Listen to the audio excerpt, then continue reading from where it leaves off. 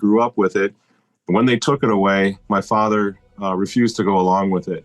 So then we became what's called, this was pretty common in England, Australia, United States.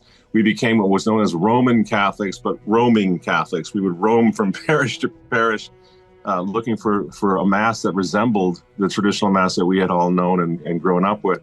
I was exposed to the new mass then because for a while my father was trying to find the most conservative, the most traditional new mass to try to keep, his children. We had 9 children in the family. I had 8 siblings, to try to keep us all in the sacraments. It was a very difficult time.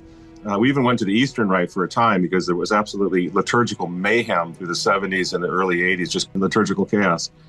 So he went over to the Ukrainian Rite, Ukrainian Catholic Church for a time. So I learned about the liturgy of St. John Chrysostom, which I love very much.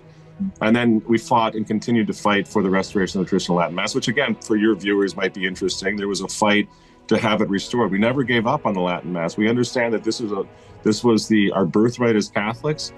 And so the early traditional Catholics continued to fight against all odds. You might think, well, in Africa, it's kind of new to us, as you just said. It's a difficult fight. Well, I would say, even in the States, they told us the traditional Latin Mass was gone forever. It was never coming back. It was over. There was no reason to fight.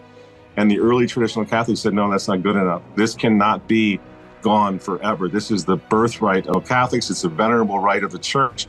And that was the beautiful thing after the fight. The counter-revolution really kicked into gear. And you had Benedict XVI and Pope Benedict XVI come back. And he basically said that what was sacred before liturgically for 2,000 years is still sacred now. That can never change. And so he restored the traditional Latin Mass. The traditional Latin Mass, to me, is something that's always going to be protected by Almighty God. And I think for those who adhere to it and understand the importance of it, that it's more than just a matter of preference, that this is the most pure and perfect way of worshiping God. God will reward efforts in your country and in mine to stand with that and to fight for that and to see that it's restored.